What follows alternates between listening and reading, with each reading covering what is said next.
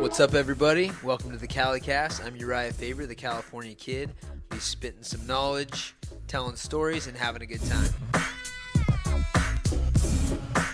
What's up, guys? Welcome back to CaliCast. We have the chess segment. We have not named it yet, so subscribe, leave a comment below with your name idea. Also look on the IG and send some suggestions.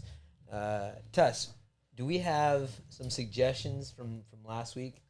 From yesterday? I know we had our boy Jay out in Australia had thrown out Pawn, P-A-W-N. Pornhub.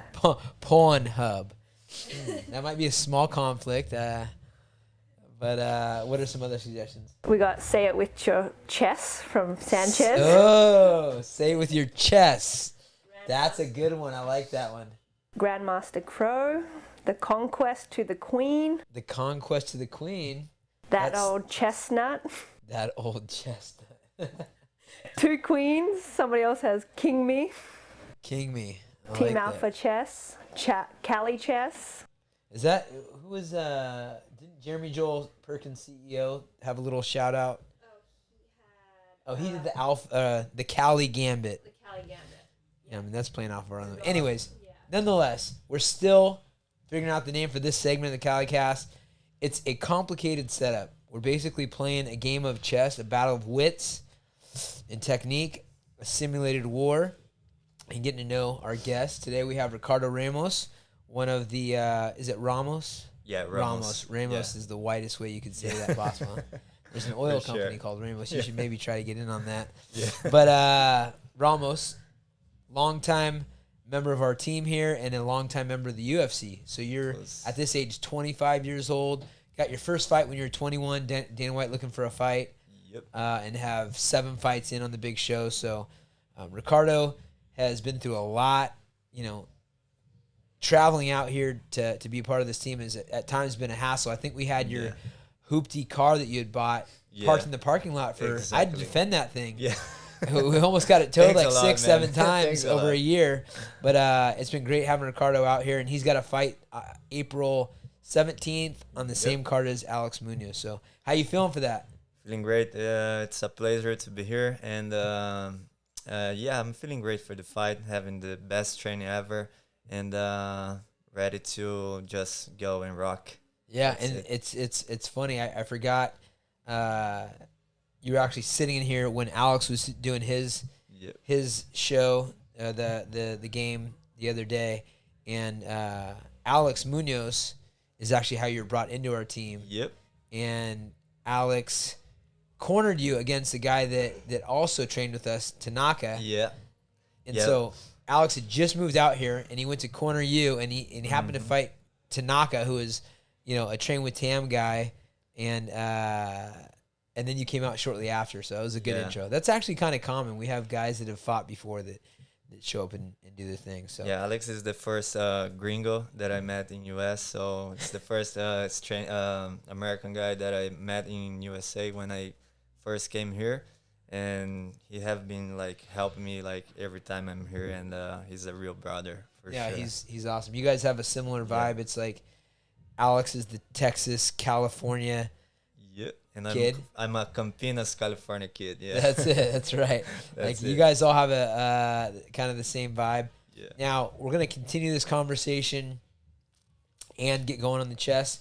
Let's figure out who's going first. All right. We've got some money wagered, right? It's gonna be $5. We may up it up. We may up the ante at some point in the game, but we can take bets later. But ready? Right or left? What do you want? Left.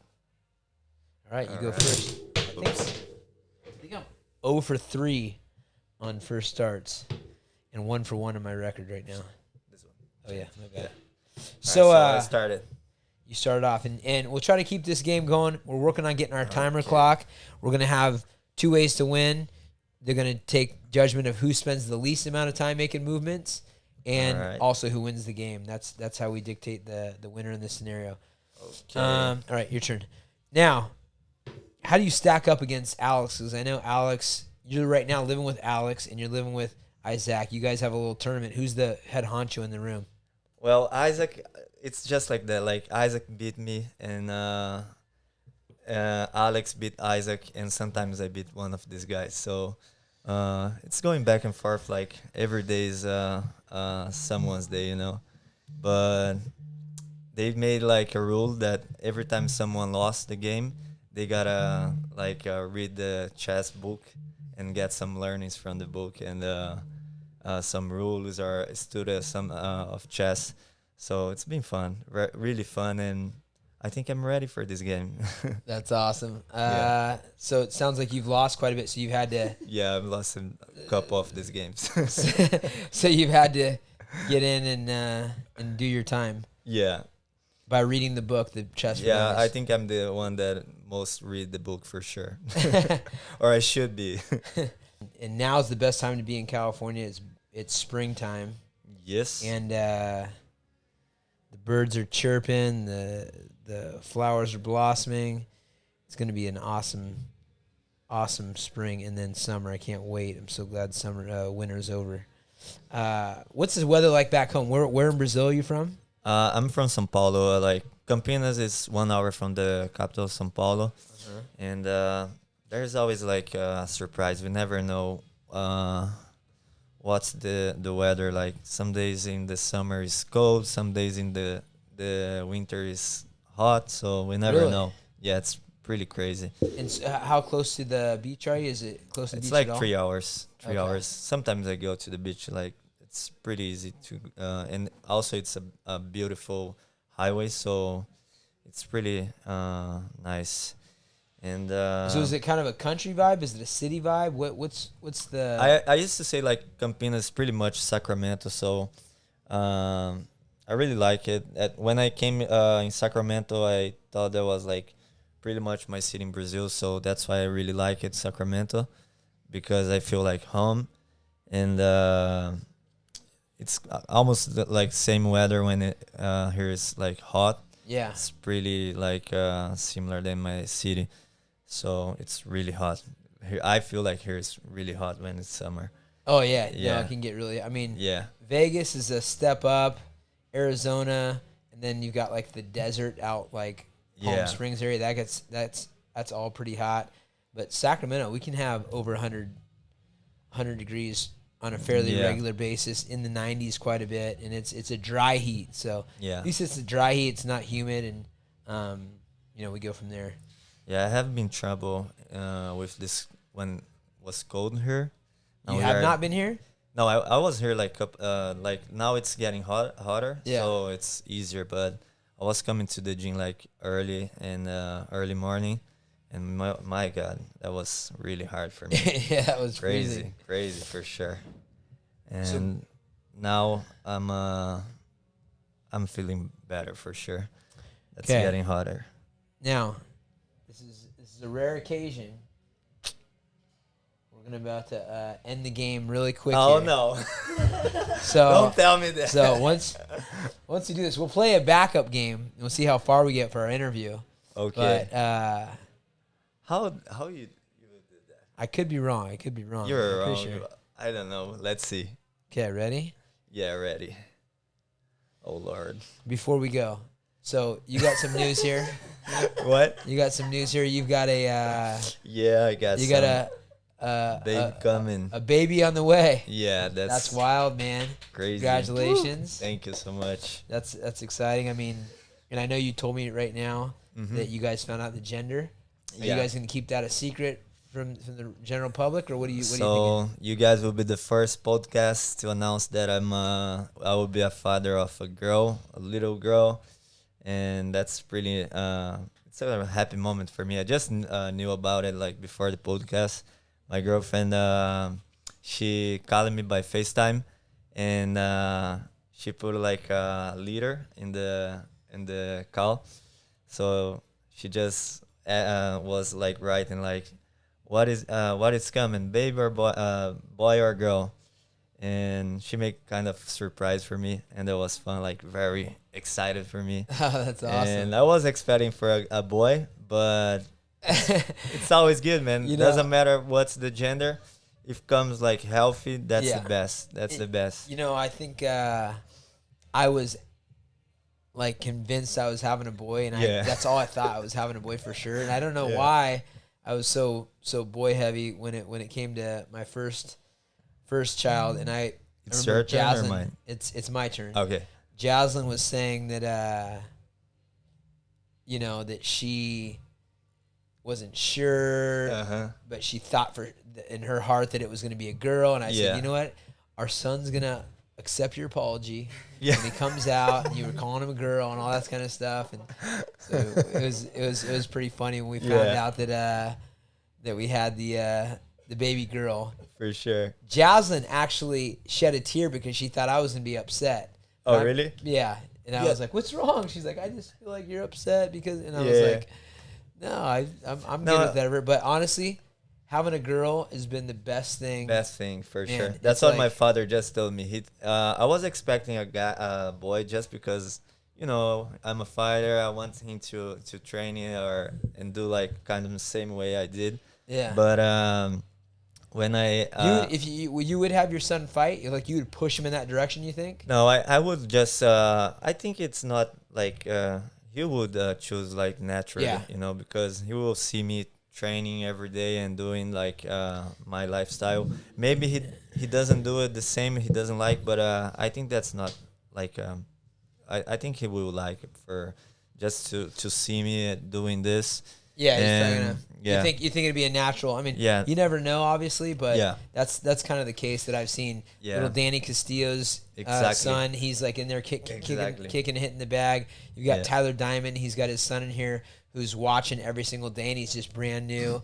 Callie comes in, and she thinks she's intimidating. It's actually funny. She's like, she's cute. One time, she hit Jaslyn, and Jaslyn goes, "Oh," she acted like she was hurt, and she's like, "Oh, you hurt mommy, you hit mommy." And so now, instead of her feeling bad, she feels like she's powerful. So if something's not going her way, she bring her fist up and she goes, I will hit mommy, I will hit daddy. And we say, "Callie, you can't do that." God. He's like, I will hit. And then she starts throwing in other things.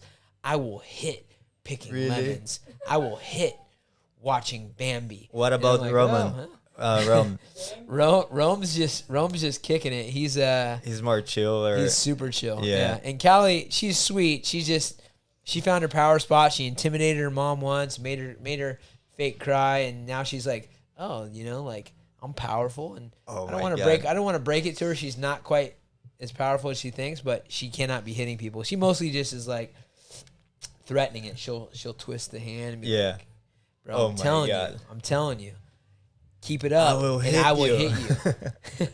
So that's one thing. Breaking her that about kids. I think they are trying to overcome like just testing like fathers and moms like rules just to see what's the where they can go, Right. And I think that's really fun. Like it's how we learn about kids and learn how to act.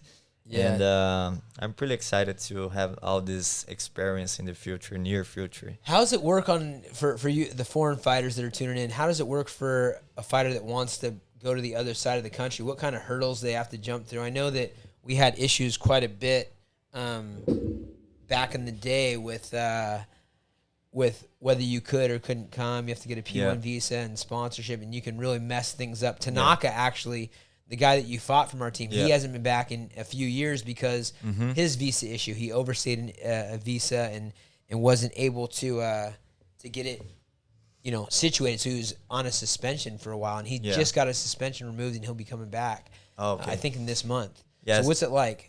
So it's pretty hard. Like not hard, but if UFC helps, it's easier. But UFC only can help when we got a fight. So for get a visa to get in US, usually you gotta come with the tourist visa. Okay. So now we got the corona, and so that's not possible. Only if we spend like 15 days in Mexico, and then we can buy another ticket for a flight to California. Gotcha. So you spend a lot of money. You spend like a lot of time going to the consulate and doing interviews. And ask them for come to US, or if you can come to with your tourist visa, you just gotta be lucky because sometimes they don't. When I'm here with the for tourist visa with the tourist visa, Yeah. I always say, hey, I'm a UFC fighter for the immigration, and I feel like kind of they like it, so Yeah. they just let me go in. But sometimes it's harder. I have some friends in Brazil that they always say, oh, I got a troubles and I gotta be back to Brazil because they didn't let me go in. That happened to what's his name? Who was about to fight for the belt. Trains out with, Fabio told me about one guy that the 7-Eleven. So yeah, man. he told That's me a this bad story about Summit. Jeez, man, I screwed that one up. I feel bad about that.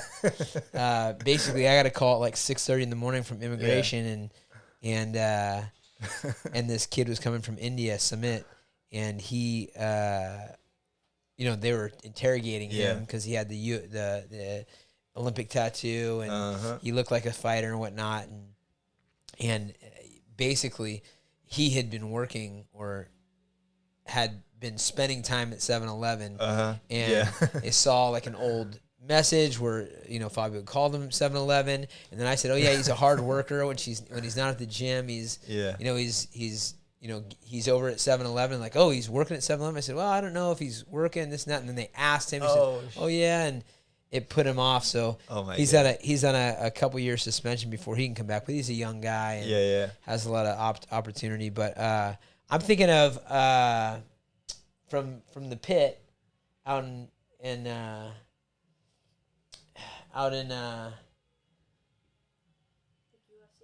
yeah, he's a good buddy of mine. I can't believe I'm forgetting his from Brazil.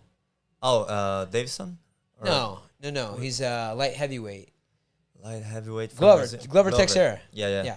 Sorry, Glover. I know your freaking name, man. I just brain fart. But Glover had the same thing. He was out, and he's having it was before the UFC was going and fighting all the time in Brazil. So he had overstayed his visa. Yeah. And because of that, was not able to come back for a set amount of time, and he missed out big time on his UFC career because they weren't holding events on that side of the planet at the time, and so he was kind of on a suspension. But I think Glover, he got I know a little bit about his stories. I think it's because he overcome he expired. He stayed here after he expired the time that he should come back to Brazil, and then they could not give him the visa or something like that. So yeah, that's always like a trouble for people for other country, because we know, like, here we got the best training, we got the best everything, so we won't be here, and but we gotta face like some obstacles exactly, and but it's all part of the process, and I feel like if I'm doing like everything to be here to get the best training, to get the best opportunity for yourself. For me, it will make me more like confident, more motivated for the fight. Right. Because if we face like a lot of obstacles, it's of course gonna make us stronger, and appreciate it more. Yeah, exactly. Yeah, and, I agree. Since I'm here, I feel like I'm the right in the right way, in the right place, and I feel like I'm really hunting my dreams, That's awesome. So, and the dream, and you told me, because I was there in Abu Dhabi, I stepped in to corner you and Alex, who's booked to fight as well, and we had a loss in that scenario, but you're like, look, I'm going to be a world champion, and it's crazy to think, because I've known you so long now, that you're only 25 years old. Yes. Just to put it in perspective, I started fighting when I was nearly 24. And I've had 46 fights since then, and won world championships, and lost world championships, and been a contender, and been done all these different things. And it's wild to think that your journey and where you're at right now is just the very beginning for you. So I'm excited for that, and I think the fact that you've put in a lot of hard work to get out to this spot and been through some obstacles. I remember, like I said, your car was first. I was like, Alex, because the house that Ricardo lives in right now Yes. with Isaac and Alex. Alex is a house that I built with my dad. It was a burnt down house. Cool. I lived there for a little bit. Cody Garbrandt lived there for a little bit. Now it's you and Alex and Isaac staying there. The house of the champions. Yeah, it's the house of champions. So that car was parked in front of the house, and I'm always like, Alex, whose car is that? He's like, oh, sorry. And Alex is the nicest guy. He's always got somebody's car parked there as a favor, like, oh, that's John Butner's car or whatever. And so it was Ricardo's car, and I'm like, were you gonna grab the car? And he's like, yeah. Well, I told him he could keep it here. He went back to Brazil, and for some reason that turned into a few months, which turned into like over a year, months. Or longer than that. And then I had to move that car. I was like, look, Alex, let's get that car out of here. We can move it to our building because I have the parking lot at the gym. We can put the car in the building and park there. The tires went flat. It was like the beat. I had to stop it from getting towed like 6-7 times and be like, look, it's okay to be here. I completely left the car. Yeah, left the car. I'm like, Ricardo, are you ever coming back? He's like, sorry, man. I'm like, what's going on with Ricardo? I mean, this guy is flaky. He's not, And then turns out you're having all sorts of issues at that time, right? Yeah. With getting your back here. back here. And so I'm like, I'm like, watch him. I'm like, Ricardo, where are you? I'm coming back. And I'm like, all right, well, I'm saving your car. What happened to the car? Thanks a lot. I sell it. I sell it. I sell it as soon as I could, like after I came here. Man, we should have just sold it for you, I think. Yeah. That would be easier. But this guy helping me a lot in US, so like it made my way easier. Yeah. And I had like a lot of I liked this car. And then when I sell it, I was like, oh my god, I can't give up of this car, but okay. That's awesome. And I spent all the money, and that's it. That's awesome. Yeah.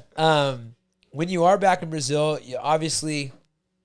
you started doing mixed martial arts. I think you said when you were sitting with us when you were 14 years old. What was your life like before then? Were you an athlete? Were you playing soccer? Were you surfing? What was that? Well, I used to be like me and Alex always like joke about vira-lata. It's like street dogs, you know. So vira-lata in Brazil is like street dogs. They don't have breed. It's just mix. Yeah. And they just survive, you know. And the street dogs, like nobody's dog necessarily. Exactly. Yeah. Yeah. And that's how was my life, to be honest. Like before a fight, I had no perspective of future. I hadn't like you didn't really know what you're doing. Yeah, I was like going to school, but not like just liking, you know, like. And when my father came in my house and said, "Hey, I just got a jiu-jitsu school for free," they gave me like a scholarship. Yeah, and I say, "Oh, okay, let's check it out," you know.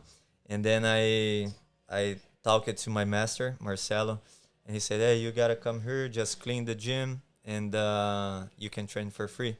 And I said, "All right." So every day I live like, I don't know, maybe 10 or 12 kilometers. It's about like a couple miles, I think 8 miles from the gym. Yeah. And every day I walk and I run to the gym just training. And since the beginning, since my first my first day, I was like very, very interesting and very like focusing on the training and learning. And I did like promise to myself that I would stop at jiu-jitsu, stop like fighting after I win my first championship. So with like 9 months of training, I did my first championship and I lost. And I said, no, fuck. I need to win now. I need to win. Was that amateur or that was like just jiu-jitsu fights. Oh, jiu-jitsu, okay. Jiu-jitsu. I was 14 years old on this time. And then I decided to be a fighter and just to win like as most as I could. And with family troubles and everything, I had like a fight with my brother. Like we fought in our house. And my father said, "Hey, you're out of the house. You know, you can't leave it here anymore." Really? Yeah. What'd your mom have to say? My mom, that's funny because I mean, I know what in my the mom would say. Yeah, my mom was there, and me and my brother had like a real fight at home, and Like a yeah, knockdown, punch it, drag yeah. out. Yeah. How He old's your punched me brother? He's like 4 years older than me, so he's 29 now. Gotcha. And he kind of was beating me. Like Did he train in jiu-jitsu also? No, but he was like a good street fighter. Yeah. So he was bigger than me and stronger, so he was better on this one. But yeah, so my father, I was giving so much trouble to my family like on this time. I had a fight with crackheads, like homeless people. Crackheads. Yeah, yeah. They have crackheads in. I didn't know they had crackheads in Brazil too. Congratulations. Bro. We got a lot of those here in Sacramento, They're unfortunately. everywhere, yeah. Actually, So- Alex once stole Alex's car. Exactly. You heard the story. Yeah, I was hearing this story and I was like, just remember my story too. So yeah, I had this fight with these guys, and 1 month before I fight with my brother in my house, and I got beaten by like 20 guys. Like they hunted me on the city, and You got beat up by like 20 guys? yeah, 20 guys. That happened to me too. Yeah, I I'm saw with you. I saw your video on Twice. YouTube, Bali, right? Yeah, one in Bali, one in Sacramento. But Crazy, yeah. That's something similar than fighters. They always got some stories like that, you know. They say it's not just about fighters. It's about the the pride kids. of fighter. No, the kids Yeah. that are more social get more fights. Like growing up too, like kindergarten, first grade, second grade, third grade. The kids that are just have more interactions, they also have more fights. It's just we're animals. You know what I mean? So we're out there having fun, We are just blah, blah, and here you go. protecting the territory, you know. There was well, where I live was not like really safe, so I lived close to the place that they sell drugs. So every Favela? day, no, it was not a favela. It's more ghetto. It's more ghetto than the favela. No, Or it's just a ghetto. It's like a ghetto, but I live like in the downtown, you know, like kind of close to the bus station. Right, yeah. So it's more crackheads Like around. city. Yeah, like city, Gotcha. exactly. And I had this fight with these guys. I got beaten by all these guys, and my father, he showed up like a superhero on this time, and he could save my life because they was like with bats and Really? yeah, hitting me. Holy I have a bunch of scars in my head because this day. And he bring me in the same day. He said, hey, you're gonna go training. You're gonna go training, because I already had started jiu-jitsu, but I was not like really That into it? I had like a month of training, so I Let was me just ask you. starting. What started the fight with 20 people? Oh, they tried to steal me, and Steal it was- from you. Yeah, I was eating like They try to steal you, like kidnap you, or they try to steal your stuff? no, steal my stuff. yeah. Okay. Like, So- dang, that's just two very different things. What is this? I don't know. Sorry. Stealing you would be like they try to take you and kidnap you. Oh, okay. No, Yeah? just steal my things. Sell you Yeah. on the sex trade or Yeah, whatever. That no. might have been good for you, No, good for me for sure. No, they. depending on the clientele. I don't know. What would you pay? Maybe they could do this too. I don't know. I don't know what was the intention of these guys, but They try to steal from you. yeah, from me. So like that was always like this, like around my house. So every day or like almost every day they try something. Right. And we got like my family, my whole family had to act like just protect the territory, you know, like around our home. So we grow up like this, like crackers was smoking crackers in our window of our house. So me, my brothers, and my father just go outside the house and they, hey, get out of here, and get fights almost like every night. So it kind of teach me how to act in some of situations, you know. Right. And so after this, they tried to steal from me, and I got a fight with two guys first, and then some of guys that was passing by, they saved me and just put me out of this fight. And I get back home, took a shower, and I was, no way, man. I gotta go there and beat this guy, you know. So I got a knife, like. Oh man. Okay. I was 14 years old. This is you're 14? Yeah, crazy. So two guys beat you up. Some other guys saved you. You went home at 14 and said, no, Just as your pride. Yeah, exactly. Like, no way, I'm gonna go get a knife. Yes. And were you gonna kill them or show them what? What were you gonna do? Kill them, Okay, of course. yeah. Yeah, I was Well, on this way on Might this as time. well, I guess, huh? Yeah. Might as well kill them. 14. Exactly. Exactly. So I try and for God, like God's just helped me on this time, like Yeah. that I didn't kill the guy. Yeah. I tried to hit this guy like a couple times and I could not. Yeah. And then I dropped the knife and run to punch in, and I got it in a place like with a bunch of crackheads. So everyone starts hitting me and Oh, dang. fight with me. So are crackheads homeless or are they just on crack? Because Well, there's both for here. me it's the same, like not the same, but in this area was like there was crackheads living at the streets, Right. and they just was like homeless. Okay. Because So- that surprises me. There's so much unity with the crackhead / homeless Yeah, community. yeah. I mean, I feel like we've got some homeless Yeah, around yeah. here, Here it's different, and I don't feel I like feel. they're necessarily on the same team. They're kind of looking out for themselves, and No, I feel like in Brazil it's like some people they live on the streets, but they got an option to live like in some place that the government they give to these people just pass the night, But like I feel like crackheads and these guys they stay on the streets just because they can like stole from Right. people and do their things like at night, So Gotcha. they used to be on the streets. so But, like 20 of them jumped you. Your dad came in and saved the day.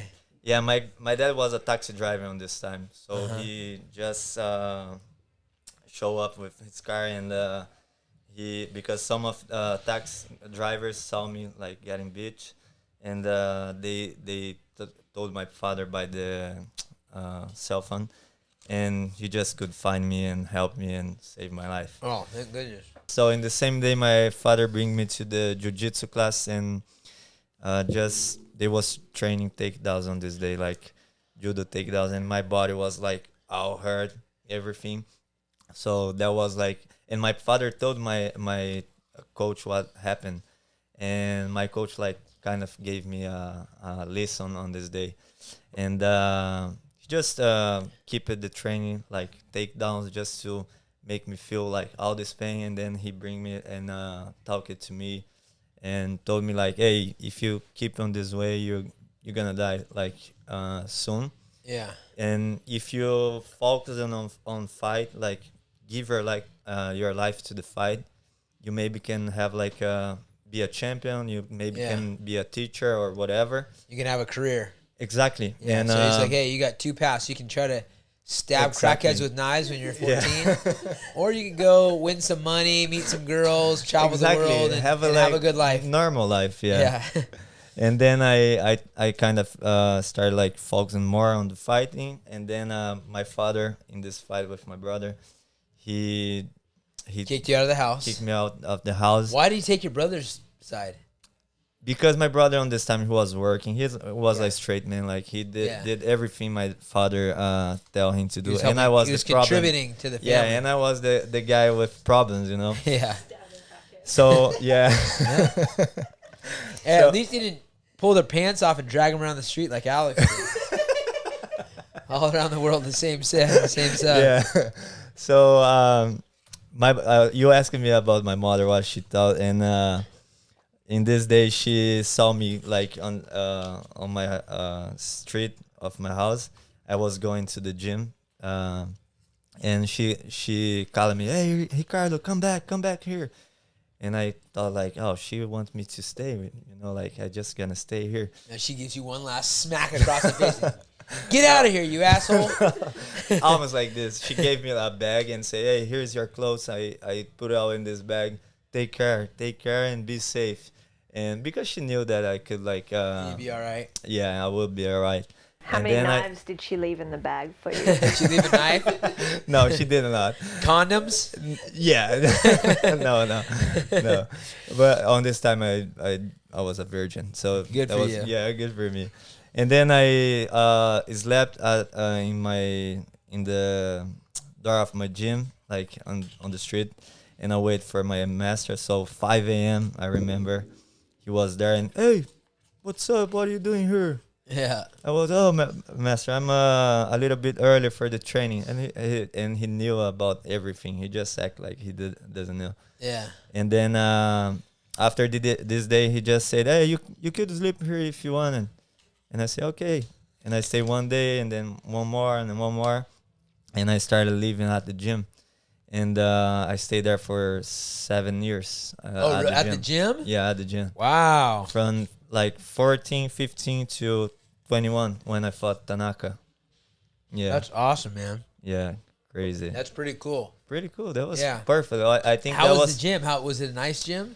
No, that was a nice gym for me, like, but very small, not big like US gyms. They are all big, but it was like just the jiu-jitsu mat, some half bags, and the small room that I live in. Alex, he could see this room. He had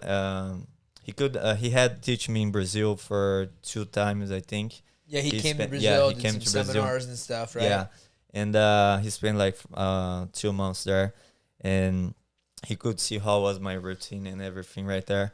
And then It's funny. I remember Alex kind of describing when I was trying to figure out what was going on with your car. I said, Yeah. man, I said, what's going on with Ricardo? I was like, he's supposed to come back this time. And he hasn't come back this time. He goes, hey, man, you know where he comes from? He was living in the gym, and I remember him telling me this and that. And then I was like, but I think you went somewhere else in the U.S. And I was like, I see him here. And he's like, then I finally talked to you and like, hey, man, I'm trying to get back there. I have no money. Exactly. I have to go where wherever I can go, I have to go. Exactly. Right. So, and there's a lot to learn. So as a 25-year-old, I learned a lot of my lessons, just through the same kind of situation. I didn't have money when I first started, the whole kind of scenario. Yeah. But, it seems like you're in a good place now. And I'm excited for you to learn more of the ideas. I think one of the coolest things about our gym and team, and kind of what I'm doing with the CaliCast, we have an MMAU portion where we talk about things that a kid like you would want to hear about, just some basic stuff from paying bills, how to keep your credit, the history of some of the disciplines we're in and whatnot. But it's cool to hear kind of your journey and realize like you've been through so much as a 25-year-old, and now I feel like, and to put things in perspective, you're now up a weight class. You were fighting 135 pounds when you first came out here. And what made you decide to jump up in weight and make that leap up to the next weight class? And how heavy were you? What kind of weight were you cutting? So my diet was like shit. I didn't really had a good nutritionist. I did by myself. So I didn't really like eat good before. So my cutting weights was always harder. I had to lost a lot of muscles for fighting in 135. And also, you said what was the heaviest you ever were? Like 180? 100. Yeah, around this, like 78 kilos, almost 80 kilos. It's about, I think, 180. Wow. It's about 180. I'm doing math on that. But. Yeah, 78 kilos. It's almost 180, I think. I'm not sure. Maybe 170 of something. No, 172. Yeah, 172. Yeah. So, That's, when I'm off diet for sure. Did no one ever told you about nutrition, or did you know that donuts were terrible for you and you're just eating? No, I knew it, but I knew also that sugar makes you feel give you energy. better, give you energy. So that was and fat too, I guess. Donuts. So donuts was the best meal for sure on this time. And like when for example, when I met Alex and I had these donuts. Yeah, this is a review from Alex's episode. Alex Munoz, who's fighting on the same card as Ricardo. He said when he first met Alex first met Ricardo. Ricardo had bought just a big thing at like the grocery store, a huge thing of donuts, and that's all he was eating for all his food. For a week, I think. Jeez, that's wild. Yeah, in Brazil, I used to eat like peanut sweets. It's like peanut butter with sugar, a lot of sugar. Gotcha. So that's how I could like get some energy for training. And when I came here, I didn't follow these peanuts, so I had to eat donuts. We got to get you some Cali acai. Yeah, now but California has a lot of acai. When I came here first, I was in Texas, so they don't have any acai. This is the best acai. Yeah. By the way, here we go. I have tried, and it's really good. I feel Brazil in California. That's it. Yeah. That's it. But and so this next opponent, this is a big card. Is this your third fight at the higher weight now? Yeah, in 145. At 145. Yeah. What is your walk around weight nowadays? Now it's about 158, 160. 160. 160. Okay. Yeah.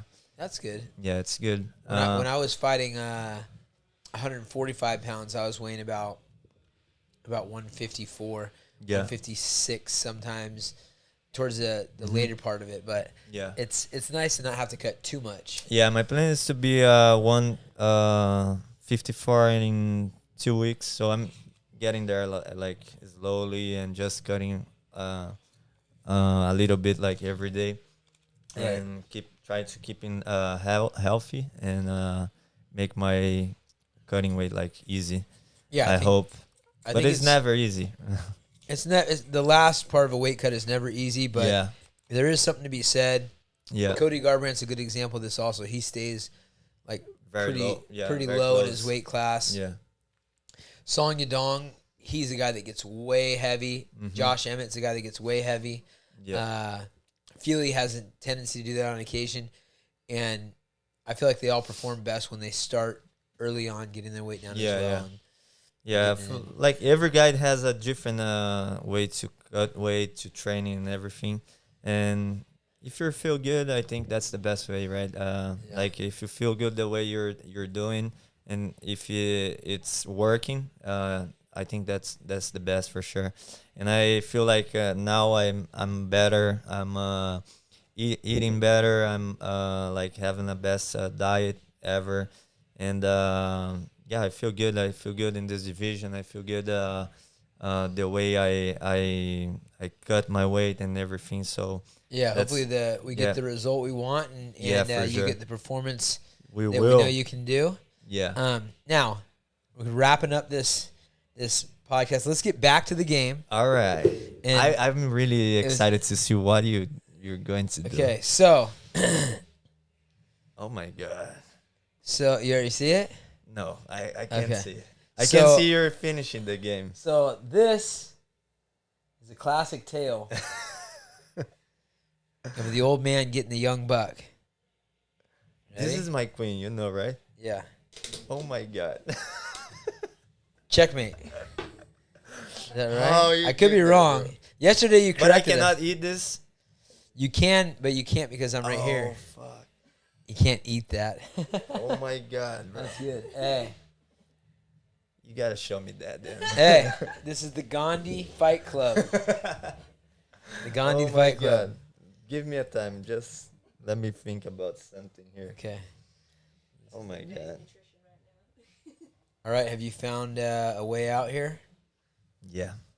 Now I know. What's the? You just checkmate. Checkmate and. Good game, my man. Thank you so much. Thanks for the lesson. I learned a lot about you. And you learned a little bit about chess today. Exactly. But hey, so I win. You're the winner in this scenario. Again, I don't know what it is about the Brazilians, Tuss, Adam, our boy Jay out there in Australia. We've got like a special kinship with the Hawaiians, the Brazilians, the Australians. Those are my people. Yeah. Alongside California, and I've enjoyed the time here. We'll get another one with you. We'll give you a second shot at the belt. I'll take my $5. Yeah. And remember, what a great day to make this podcast sponsored by Cali Acai, fruit beyond organic, California energy with the Amazonian soul. So good. The best acai in California and Brazil. That's it. Yeah. That's right. But make sure you tune in, guys. Watch our boy do work. That's April 17th, UFC. All right, bro. Thank you.